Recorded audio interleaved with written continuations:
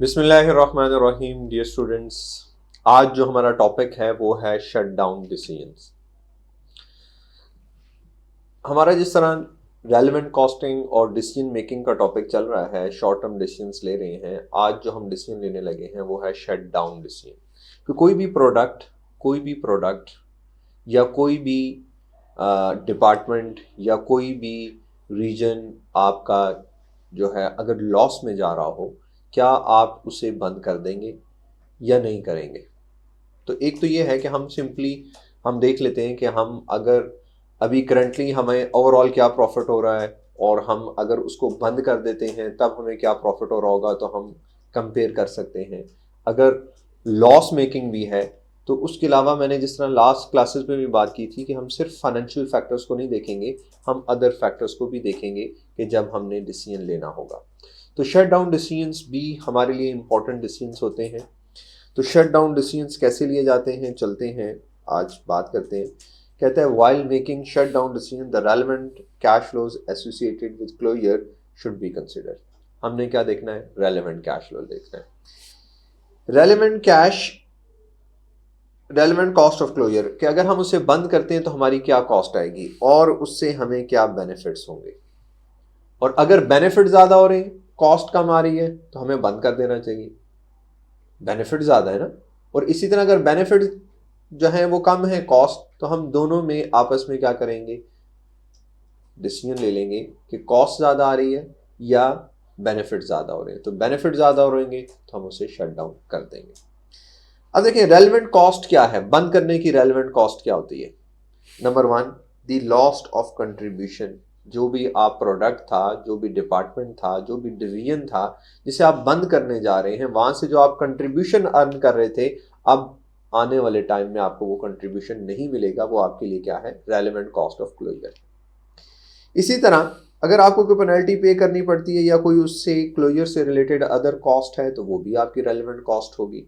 और साथ ही साथ कोई रीऑर्गेनाइजेशन कॉस्ट भी, जो भी आप उसे रीऑर्गेनाइज करेंगे, तो जो भी कॉस्ट है वो रेलेवेंट कॉस्ट ऑफ क्लोजर होगी। बेनिफिट्स क्या है? बेनिफिट क्या है? Saving in specific fix cost. अगर कोई सेविंग हो रही है फिक्स कॉस्ट में तो वो अब बेनिफिट है। Additional contribution from release resources. जब आप एक चीज़ को बंद करेंगे, वहाँ से जो हमारे रिसोर्सेज बच जाएंगे, उन रिसोर्सेज को हम क्या करेंगे? कहीं और पे इस्तेमाल करेंगे। जब कहीं और इस्तेमाल करेंगे तो वहाँ से जो हमें बेनिफिट मिल रहा होगा वो हमारे लिए क्या है? Relevant benefit of closure. अब हमने क्या करना है? मैंने जिस तरह कहा शट डाउन करें, हम अपना बिजनेस बंद कर दें, हम अपनी प्रोडक्ट को डिसकंटिन्यू कर दें या ना करें। तो डिसीजन किस पे होगा? बेनिफिट या कॉस्ट। नेट कर लेंगे दोनों को। तो जो चीज ज्यादा होगी उसके मुताबिक हम क्या कर लेंगे? उसके मुताबिक हम डिसीजन ले लेंगे, उसके मुताबिक हम फैसला कर लेंगे। तो देखें क्या कहता है, if the relevant benefits are greater than the relevant cost of the closure may occur before a final decision is made, should also consider the non quantifiable factors। जिस तरह मैंने कहा कि आपने सिर्फ और सिर्फ फाइनेंशियल फैक्टर्स को नहीं देखना, आपने उसके अलावा नॉन फाइनेंशियल फैक्टर्स को, नॉन क्वांटिफाइबल फैक्टर्स भी होते हैं, क्वांटिफाई नहीं कर सकते। जिस तरह लिखा हुआ है knock on impacts of the shut down decision. देखिए इसकी क्या एग्जांपल है। अगर आप देखें बहुत सारी प्रोडक्ट्स हम लॉस पे खुद बेच रहे होते हैं। क्यों लॉस पे बेच रहे होते हैं? अगर आप एक बड़े स्टोर की एग्जांपल लें, उन्होंने एक सस्ती सी प्रोडक्ट जो लॉस पे बिल्कुल स्टोर के कोने पे रखी होती है और लोग आते हैं, वो पूरा स्टोर घूम के वहां से वो प्रोडक्ट लेते हैं और जब वो वहां तक जाते हैं तो वो 10 यूनिट्स और उठा चुके होते हैं। तो वो क्या कर रहे होते हैं? वो असल में उस एक प्रोडक्ट को दिखा के अपनी 10 और प्रोडक्ट्स बेच रहे हैं। अगर आप वो प्रोडक्ट, क्योंकि लॉस में आप बेच रहे हैं, आप वो प्रोडक्ट क्या कर देंगे? अगर वो बेचना खत्म कर देंगे तो उसकी वजह से वो यूनिट्स जो प्रॉफिट में थे, अब वो यूनिट भी नहीं बिक रहे होंगे। बात समझ रहे हैं आप कि नॉक ऑन इम्पैक्ट क्या है? इफेक्ट क्या है कि हम जो इसकी वजह से बाकी प्रोडक्ट्स के ऊपर, बाकी बिजनेस के ऊपर हमारा इम्पैक्ट आएगा, हमने वो इम्पैक्ट भी देखना है।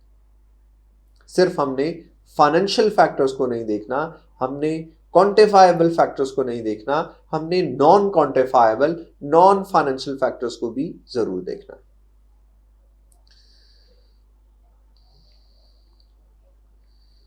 ये एक एग्जाम्पल है, ये एग्जाम्पल करते हैं और इस एग्जाम्पल में हमसे क्या पूछ रहा है, हमसे पूछ क्या रहा है, कहते हैं restate the financial position in terms of the contribution made by each department based on these figures, make a clear recommendation।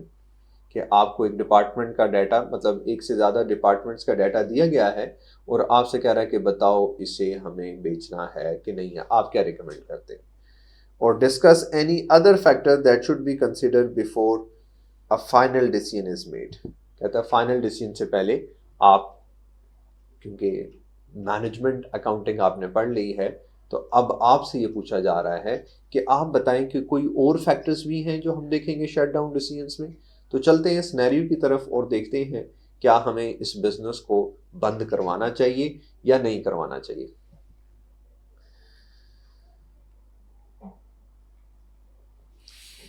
कहता है the management of F Co is considering the closure of one of its operations department 3। कहता है इस department को, department 3 को वो क्या करना चाह रहा है, बंद करना चाह रहा है। इस डिपार्टमेंट को वो बंद करना चाह रहा है। And the financial accountant had submitted the following report. Financial accountant ने क्या रिपोर्ट दी, उसने कहा जो सेल्स हो रही है डिपार्टमेंट 1 में वो 5000 है, 2 में 6000 है, 3 में 2000 है, तो टोटल सेल्स हमारी कितनी आ गई, 13000। उसी ने वैल्यू भी बता दी, उसने कहा जी 1.5 लाख की सेल्स हो रही है डिपार्टमेंट 1 में 150,000 की, डिपार्टमेंट 2 में 240,000 की और डिपार्टमेंट 3 में 24,000 की। तो ये हमारे पास टोटल जो सेल्स आ रही हैं वो 4,14,000 आ गई, ये यूनिट्स भी आ गई। फिर उसने कहा डायरेक्ट मटेरियल कितना लग रहा है, डायरेक्ट मटेरियल भी उसने बता दिया कि अगर मैं डिपार्टमेंट 3 की बात करूं तो 10,000 का लग रहा है, डायरेक्ट लेबर 8,000 की लग रही है, प्रोडक्शन ओवरहेड्स 2308 है, ग्रॉस प्रॉफिट वो दे रहा है 3692 का। जब हम उसमें से एक्सपेंसेस लेस करते हैं तो ये नेट प्रॉफिट की बजाय लॉस में जा रहा है और कहते हैं जी इसे बंद कर देना चाहिए। और अब आपसे मशवरा मांग रहा है, आपसे क्या कुछ एडिशनल इंफॉर्मेशन भी है। एडिशनल इंफॉर्मेशन में क्या कहता है, कहता है production overheads of 15,000 have been apportioned to 3 departments on the basis of unit sales volume. कहता है ये जो प्रोडक्शन ओवरहेड्स हैं 15,000, ये हमने यूनिट्स के अंदर अब्जॉर्ब किए हैं, तीनों डिपार्टमेंट्स के अंदर अब्जॉर्ब किए हैं on the basis of units. मतलब अब देखो टोटल यूनिट्स कितने हैं, अगर मैं टोटल यूनिट्स देखूं 13,000, तो 2/13 किसका शेयर आ गया, डिपार्टमेंट 3 का। 6/13 किसका शेयर आ गया, डिपार्टमेंट 2 का। और 5/13 किसका आ गया, डिपार्टमेंट 1 का। कहता मैंने इस तरह से इसको क्या किया है, अपॉर्शन किया है। ठीक है। कहता है expenses are head office overheads. Expense जो ये दिए हुए हैं ये क्या है, हेड ऑफिस के ओवरहेड्स से। Again apportion to department on sales. कहता है इस कॉस्ट को भी हमने, एक्सपेंसेस को भी 2/13, 6/13 और 5/13 करके अपॉर्शन किया हुआ है। तो अब यहां पे एक बात आपने समझनी है कि अगर आप इस डिपार्टमेंट को बंद कर देते हैं तो क्या ये कॉस्ट खत्म हो जाएगी? नहीं, ये कॉस्ट खत्म नहीं होगी। ये कॉस्ट अब बाकी दो ने अपने अंदर अब्सॉर्ब करनी है। फिक्स कॉस्ट तो फिक्स है ना, स्पेसिफिक तो नहीं है। ये ओवरहेड्स तो लगने ही लगने। तो अब आपने डिसीजन बड़े ध्यान से लेना है। अच्छा जी, फिर उसके अलावा क्या कह रहा है, As management accountant, you further ascertain that on a cost driver basis, 50% of the production overheads can be directly traced to departments. 50% of production overheads can be directly traced to departments and could be allocated on 2:2:1. मतलब 2/5, 2/5 and 1/5. Similarly, 60% of the expenses can be allocated 3:3:2 मतलब 3/8, 3/8 and 2/8 with the remainder not being possible to allocate। मतलब वो क्या है, वो specific नहीं है, वो आपके लिए फिक्स कॉस्ट है। कहता है 80% of the so called direct labour is fixed. कहता है वो जो डायरेक्ट लेबर है उसमें से भी 80% क्या है, फिक्स है। And can not be readily allocated, कहता है और ये भी एलोकेट नहीं हो सकती। ठीक है। The remaining 20% is variable and can be better allocated on the basis of sales volume. तो अब देखें, अब काफी सारी चीजें बदल गई हैं। जो फाइनेंशियल अकाउंटेंट ने हमें रिपोर्ट बना के दी वो कुछ इस तरह से थी। इसमें डायरेक्ट लेबर में भी कुछ डिपार्टमेंट 3 से रिलेटेड है, कुछ जर्नल है। इसी तरह उसने हमें एक्सपेंसेस का बताया, उसने कहा ये एक्सपेंसेस भी किसके हैं, हेड ऑफिस के। तो अगर आप इस प्रोडक्ट को बंद कर देंगे तो यहां से जो आपको कंट्रीब्यूशन मिल रहा है वो कंट्रीब्यूशन लॉस हो जाएगा, और जब वो कंट्रीब्यूशन लॉस हो जाएगा तो आप ओवरऑल प्रॉफिट की बजाय इस डिपार्टमेंट को बंद करने के बाद आप प्रॉफिट की बजाय आपका प्रॉफिट कम हो जाएगा, जो भी पहले प्रॉफिट है उससे कम हो जाएगा, नेट इंपैक्ट नेगेटिव आएगा। ये हम चल के अभी देखते हैं। तो आपको अभी तक सवाल समझ आ गया होगा। और बी में हमें क्या कहता है कि discuss any further factors that should be considered before making a final decision. तो देखें, मैं यहाँ पे आपके लिए जल्दी से बना देता हूँ। हमारे पास नेट प्रॉफिट कितना आ रहा था, 61,000। ये हमारे पास नेट प्रॉफिट था। तो हमारे पास कितने डिपार्टमेंट्स हैं जी, हमारे पास डिपार्टमेंट है 1, 2, 3 एंड टोटल।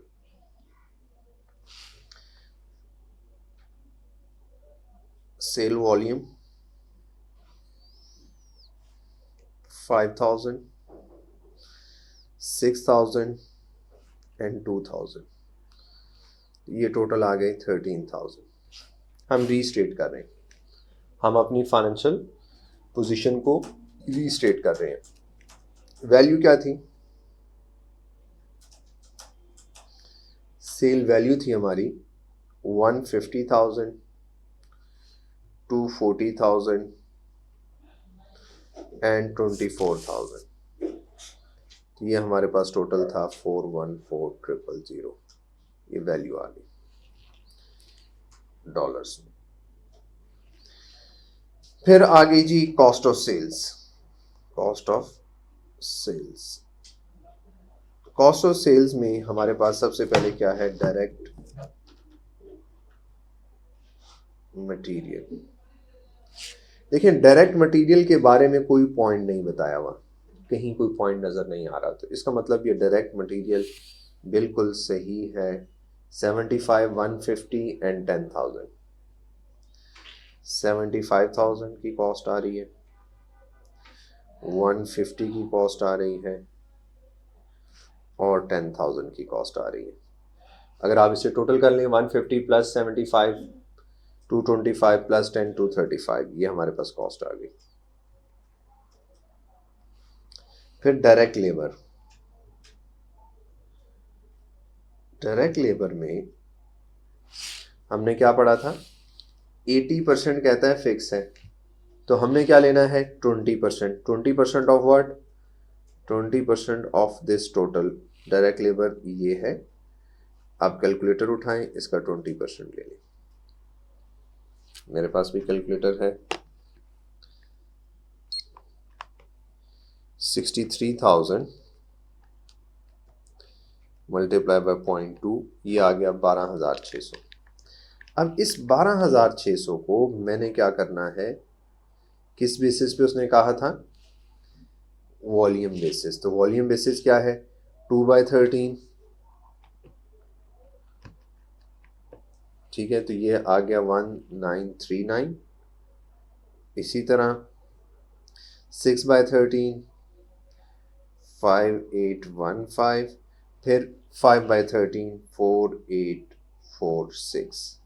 देखो अब जब डिसीजन लेने लगे हैं, पहले हम उसकी वेरिएबल कॉस्ट तो निकालें। हमने कहा फिक्स तो फिक्स है, वो आप डिसीजन ले ना ले, वो आप इसे बंद करें ना करें, वो तो कॉस्ट लगनी है।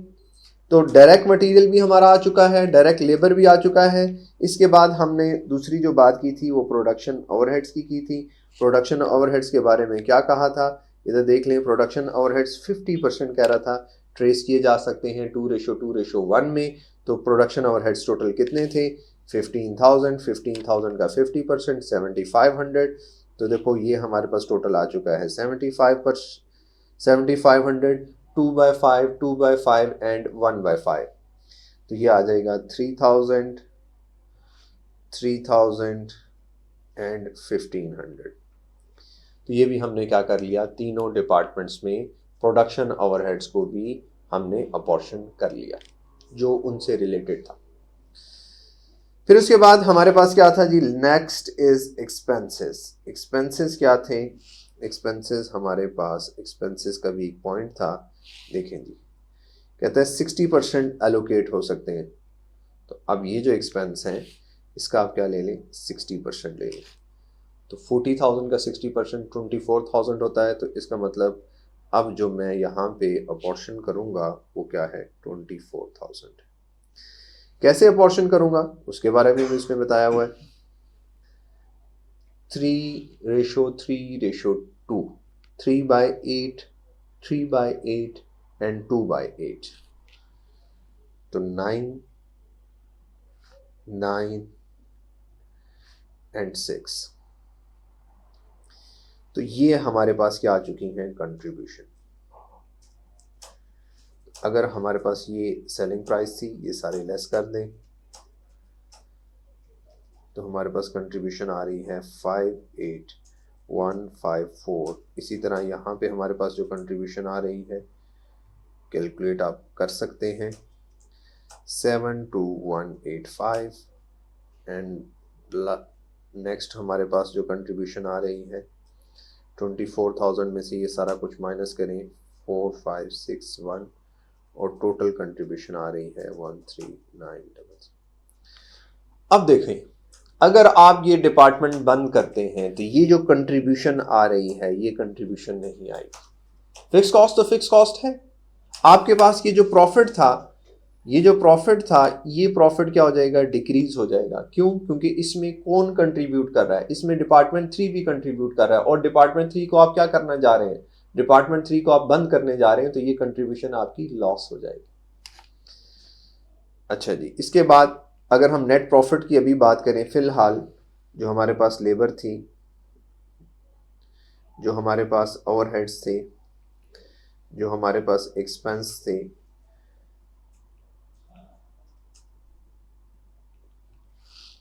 लेबर हमने कहा था ना, ये देखो लेबर का 80%, तो 80% हमारा, इसका मतलब वो एलोकेट नहीं हो सकता, वो हमारा फिक्स्ड है।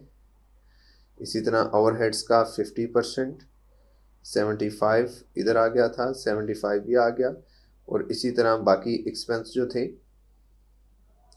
40% ये आ गए। तो अब वो देखें, हमने उसी प्रॉफिट को जो कि उसने निकाला हुआ था अकाउंटेंट ने, अब हमने उसके प्रॉफिट वो ही रखा, बट अब हमने उसको क्या किया, फेयर बेसिस के ऊपर हमने उसे सब में अपॉर्शन कर दिया। ठीक है जी। अब हमसे क्या कह रहा था कि बताओ क्या डिसीजन किया जाएगा। तो अब आपको पता है कि डिसीजन क्या होना चाहिए। डिसीजन क्या होना चाहिए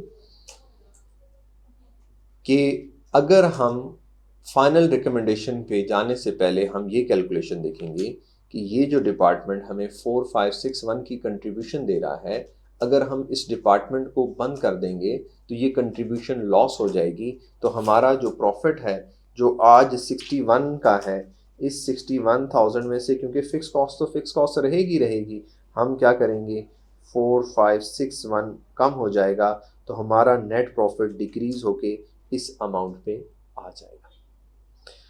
और इसके अलावा बी पार्ट में क्या कह रहा था, डिस्कस एनी फर्दर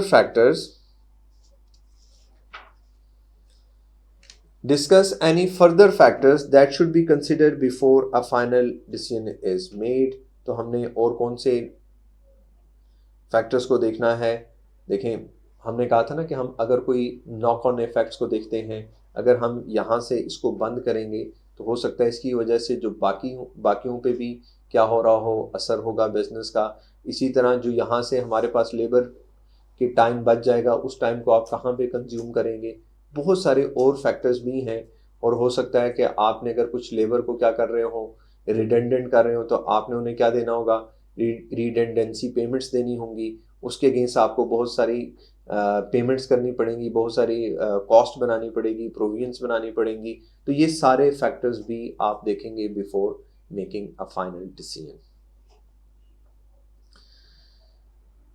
इसके बाद नेक्स्ट जो हमारा टॉपिक है इसी वीडियो में हम बात करने लगे हैं वो है वन ऑफ कॉन्ट्रैक्ट्स।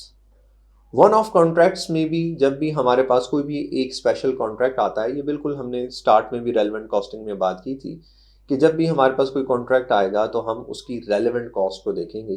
जिसे हमने कहा था ये हमारे पास मिनिमम प्राइस भी होगी। अगर हम वन ऑफ कॉन्ट्रैक्ट की बात करें तो वो मिनिमम प्राइस क्या होगी, वो रेलेवेंट कॉस्ट होगी। अब इसके भी फायदे भी होते हैं। ठीक है, आपको कॉन्ट्रैक्ट मिल जाता है, कहीं ना कहीं इसके बहुत सारे नुकसान भी हैं। वो नुकसानात क्या हैं कि अगर आप लो प्राइस के ऊपर वो प्रोडक्ट या वो प्रोजेक्ट विन करने के लिए लोअर प्राइस पे या रेलेवेंट कॉस्ट या मिनिमम प्राइस के ऊपर प्राइसिंग करेंगे, तो हो सकता है बाकी के जो आपके कस्टमर हैं वो भी क्या करें, लो ही डिमांड करें। तो बहुत सारे और फैक्टर्स भी इसमें देखे जाते हैं। तो क्या कहते हैं, मिनिमम प्राइस क्या होती है? Minimum price is one of contract is the total relevant cash associated with the contract. ठीक है, जो भी टोटल रेलेवेंट कैश फ्लो होगा वो हमारे पास क्या होगा, मिनिमम प्राइस होगी। The minimum price is effectively a break even price at where there is no profit or loss. Any price higher than minimum price will mean that the company is better off accepting the contract rather than rejecting it. मतलब no profit no loss is the minimum. उससे ऊपर अगर कुछ भी आ रहा है तो आप उसे एक्सेप्ट ही करेंगे, फिर तो आप रिजेक्ट करने की सोच ही नहीं सकते। हाँ, उससे कम आ रहा है तो फिर हम उसे छोड़ देंगे। तो हमारे लिए मिनिमम प्राइस क्या होगी, उसकी रेलेवेंट कैश होगी। तो देखिए, हमारे पास एक सवाल है, यहीं से हम 2-4 क्वेश्चंस करते हैं क्योंकि ये हमने ऑलरेडी टॉपिक किया हुआ है वन ऑफ कॉन्ट्रैक्ट्स में, अब इसी को यूज कर रहे हैं। कहता है a company is pricing a new contract. Company क्या कर रही है, न्यू कॉन्ट्रैक्ट स्टार्ट कर रही है। The new contract requires the use of 50 tons of metal ZX। हमें एक मेटल चाहिए जो क्या है, ZX है, और उसके there are 25 tons in inventory at the moment. हमारे पास कितने टन्स पड़े हुए, 25 already held, which were bought for 200। आपने कितने के खरीदे थे, 200 पर टन। ये पास्ट है, संक है, खरीदे थे। The company has no longer any use of this metal। इसका अब कोई इस्तेमाल नहीं है। The current price is 210 per ton, and the metal could be sold off for net proceed of 150 पर टन। तो इसका मतलब क्या है, हमें टोटल टन चाहिए 50, 25 पड़े हुए हैं, 25 खरीदने पड़ेंगे। आज का रेट 210 है। जो पड़े हुए हैं इसका कोई यूज़ नहीं है। हाँ, इसे आप स्क्रैप कर सकते हैं। अगर स्क्रैप भी ना कर सकते होते तो रेलेवेंट कॉस्ट 0 होती। यहाँ पे रेलेवेंट कॉस्ट क्या होगी, जो स्क्रैप अमाउंट है विच इज़ 150। तो अब आप क्या करें, 25 मल्टीप्लाई बाय 150 प्लस 25 इंटू 210, तो आपके पास वैल्यू आ जाएगी। जल्दी से कैलकुलेटर उठा लें। 25 इंटू 150 3750 एंड 25 इंटू 10 5250। तो आपके पास टोटल आ रहा है 9000। क्या हमारे पास 9000 ऑप्शन है? Yes, 9000 is a relevant cost. Next, उसी कॉन्ट्रैक्ट में आगे चलते हुए क्या कहता है, कहता है हमें और भी कुछ चाहिए। क्या चाहिए जी, 100 घंटे चाहिए अनस्किल्ड लेबर के। करंटली हमारा रेट क्या है, 5.5 1 घंटे का। Company has no surplus capacity, आपके पास एक्स्ट्रा कैपेसिटी नहीं है। But additional temporary staff could be hired at 6.5 per our. इसका मतलब क्या है, तो जो हम एडिशनल हायर करेंगे हमारे पास, क्योंकि स्पेयर कैपेसिटी नहीं है, जो हम हायर करेंगे वही हमारे लिए रेलेवेंट है। तो 650 इज योर ऑप्शन। बिल्कुल सिंपल सा है ये। अगर आपने समझना है तो रेलेवेंट कॉस्ट का फर्स्ट लेक्चर आपको देखना होगा, जिसमें हमने रेलेवेंट कॉस्ट की थी कि रेलेवेंट कॉस्ट कब, कौन सी कॉस्ट रेलेवेंट होती है, संक कॉस्ट क्या है, कैश फ्लोज क्या है, फ्यूचर कॉस्ट क्या है, रेलेवेंट नॉन रेलेवेंट, ये सारी बातें की थी। फिर हमने मटेरियल, लेबर, इन सब को सेपरेटली देखा था कि मटेरियल के लिए रेलेवेंट कॉस्ट क्या है, लेबर के लिए रेलेवेंट कॉस्ट क्या है। नेक्स्ट देखिए क्या कहते हैं जी, अब हमें क्या चाहिए, अब हमें 100 आवर्स ऑफ स्किल्ड लेबर चाहिए। पहले अनस्किल्ड चाहिए था, अब स्किल्ड लेबर चाहिए। और the company has 300 hours worth of spare capacity. अब हमारे पास स्पेयर कैपेसिटी मौजूद है, वो कितने हैं, 300 घंटे। और the worker are paid 8.5 per hour. But अब हम यहाँ पे क्या लेंगे, क्योंकि हमारे पास स्पेयर कैपेसिटी है, अब रेलेवेंट कॉस्ट ज़ीरो है, रेलेवेंट कॉस्ट ज़ीरो होगी। फिर क्या कह रहे हैं जी, equipment owned by the company has a carrying amount of 1800 and has been idle for some months. It could now be used on the new contract. If not use on this contract the equipment could be sold for a net amount of 2000। तो अब आपके पास opportunity कितनी है, 2000 की बेच सकते हैं आप। After use on the contract the equipment would have no resale. तो इसका मतलब क्या है, आप कितनी अपॉर्चुनिटी लॉस करोगे, आप अपॉर्चुनिटी लॉस करोगे 2000 की। तो अब यही 2000 आपके लिए क्या है, रेलेवेंट कॉस्ट है। मैं दोबारा बता देता हूँ, कहता है आपके पास एक इक्विपमेंट है जिसकी कैरिंग वैल्यू 1800 है। आपके पास अपॉर्चुनिटी क्या है कि आप इसे $2000 का सेल कर सकते हैं। और अगर आप इसे सेल नहीं करेंगे, तो अगर कॉन्ट्रैक्ट में यूज़ करेंगे तो उसके बाद इसकी रीसेलेबल वैल्यू ज़ीरो हो जाएगी। तो अब आपसे पूछता है कि बताओ रेलेवेंट कॉस्ट क्या है। तो यहाँ पे रेलेवेंट कॉस्ट हमारे लिए वही अपॉर्चुनिटी कॉस्ट, वो अपॉर्चुनिटी कॉस्ट क्या है, 2000 हमारे लिए रेलेवेंट कॉस्ट होगी। Which of the following statement about relevant costing are true? तो रेलेवेंट कॉस्टिंग का जो आज तक आपने पढ़ लिया, उसके लिए उससे रिलेटेड एक सवाल एग्जामिनर ने पूछा हुआ है। क्या पूछा हुआ है, कहते हैं the opportunity cost is represented by the foregone potential benefit from the best rejected source course of action. Yes, opportunity cost क्या होता है, जो मैं बेस्ट कर सकता था, जो मैंने फॉरगो किया, वो मेरे लिए क्या है, अपॉर्चुनिटी कॉस्ट। और वो अपॉर्चुनिटी कॉस्ट मेरे लिए क्या है, रेलेवेंट कॉस्ट है। तो ए ऑप्शन बिल्कुल ठीक है, ए पॉइंट ठीक है। ऑप्शन अभी हम देखेंगे, इधर भी है इधर भी है, तो इसका मतलब ए या बी में से हमारा करेक्ट ऑप्शन है। Material can never have an opportunity cost whereas labour can. भाई मटीरियल की भी अपॉर्चुनिटी हो सकती है और लेबर की अपॉर्चुनिटी भी हो सकती है। कि आप कहीं और लेबर यूज करके, हो सकता है आप $10 पर केजी सेव कर सकते थे, आपने वहां पे नहीं कर रहे, आप इधर लेके आ रहे हैं, तो यहाँ से आप उसकी मटेरियल की कॉस्ट प्लस $10 जो अपॉर्चुनिटी लॉस की है, वो भी आपके लिए क्या होगी, रेलेवेंट कॉस्ट होगी। तो इसका मतलब ये पॉइंट बिल्कुल ठीक नहीं है, 2 ठीक नहीं है, तो ए नहीं हो सकता, बी करेक्ट ऑप्शन है। बाकी भी देख लेते हैं। कहते हैं the annual depreciation charge is not a relevant cost. Yes, क्यों, क्योंकि ये क्या है, नॉन कैश है। नॉन कैश हमने क्या कहा था, नॉन कैश रेलेवेंट नहीं होता। तो ये बात बिल्कुल ठीक लिखी हुई है। Fix cost would have a relevant cost element if a decision cause a change in their total expenditure. Yes, fixed cost normally fix रहती है। हाँ, अगर उसमें कोई चेंज आ रहा है, इंक्रीमेंटल इंक्रीज आ रहा है, इंक्रीमेंटल कॉस्ट है, तो वो हमारे लिए क्या होगी, रेलेवेंट होगी। ये बात भी ठीक है। तो इसका मतलब 1, 3, 4 अभी तक ठीक है। लास्ट की बात करते हैं।